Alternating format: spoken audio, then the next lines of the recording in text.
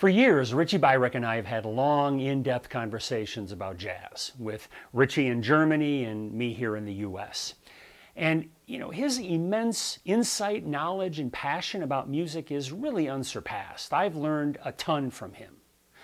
So here's about 9 minutes of a conversation between us where Richie goes into great detail about his recording of Nardis for his album Elegy for Bill Evans. Now, this was recorded by his trio consisting of Richie, George Mraz on bass, and Al Foster on drums. And this is really one of the best analysis you'll ever hear about spontaneity in jazz. So was there anything special about this particular take on this album that struck you or strikes you now, something that you felt was unique about it? Yes. This was a recording specifically devoted to the music of Bill Evans, stuff he wrote and stuff that he played that we did right after he died in 1980, 81. And I was close with Bill in the last 5 years of his life. George played with him, George Mraz, and Al too. So it really was a kind of emotional thing and it meant something to us. Nardis was a tune that Bill always played right up to the end. And I wanted to do it in a different way. I didn't want it just to be like, a photocopy of Bill. So we did it as a big up tempo. And the tempo was great and it was difficult. The tempo gave us our own stamp of individuality. But it also made it kind of difficult for interaction because usually interaction goes on at a medium tempo, a little bit slower, okay? But we were very on that day and we were very relaxed and good headphones. And we've been playing together. We were a band. It was the rhythm section for the first Quest record because the day before we had made the first Quest record with Dave, So we were a very tight group. And this was the first take. And the first take, if you could use the first take, it's usually the best because even if you do a second take or a third take, they could be good, but you're already trying. You're already trying to make it better or different. The first take is first take. There's only one. So we were in it. And I remember after the melody, instead of going into a burning 4/4, which you would think from the tempo, I put away my left hand and I was concentrating on my right hand, playing lines, short melodic phrases in the middle of the piano, boom, boom, boom, boom, and then a space. And this is just in general, something I learned. It's a great way to play an up tempo at the beginning of a solo and to encourage interaction. If I started out right away playing eighth notes, there's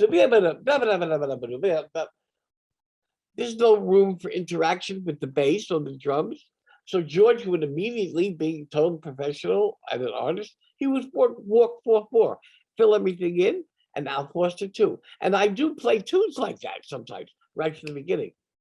But this day,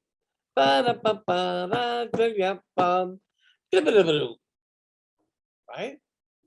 And this was, I played a 1-bar phrase, and I think I left like 2 or 3 bars open.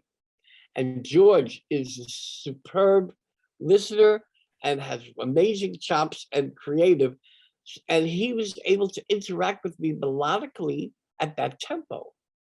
And Al immediately went into accompaniment mode, very clear time at a medium soft volume. It was still intense. So now there's a big dialogue between me and George. George answers me. And then a new phrase from me. And George answers. This is the way we began, answering each other with phrases. Now the tempo can really help because it's going by so quickly, the time is easy. If you're trying to interact at a slower tempo, sometimes it's easy for it to slow down or drag. Not this. The tempo was helping us. We were like sitting on it, right? Then after a while, we're playing right through the changes in the form exactly. Then finally it became not so much trading or cat and mouse, where we were interacting in a much shorter distance. I would be da da da and he would be da da da da da, and then there would be contrasting things from George, like and playing together, but still not 4/4. We get to the bridge, and I'm playing boom.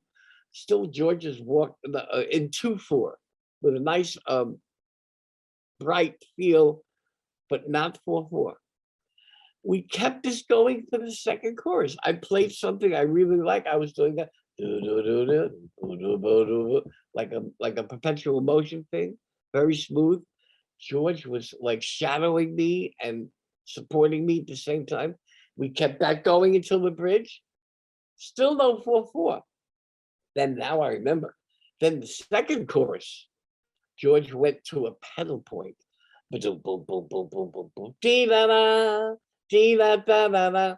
Still not walking, but the repeated pedal point on one note gave such a sense of stability. And it was like the next level. We're really building it. And that's what you have to do when you're in a piano trio. Dynamics can be a problem because you don't have so much place to go because you don't have the trumpet player or the sax player or the guitar player. Because then it becomes a soloist with the rhythm section, and that's powerful and dynamic and creates a climax and a sense of a journey and an arrival. So the piano trio, you got to really think about dynamics. Of course, it becomes intuitive. So here we are, we're playing this up tempo. This is already second chorus. And then if I remember correctly, the third chorus, we're starting to walk and we're in the burn. Now the interaction shifts between me and Al. There's more interaction, not as much as me and George, because that's melodic. But with the drums, there's some interesting rhythmic stuff.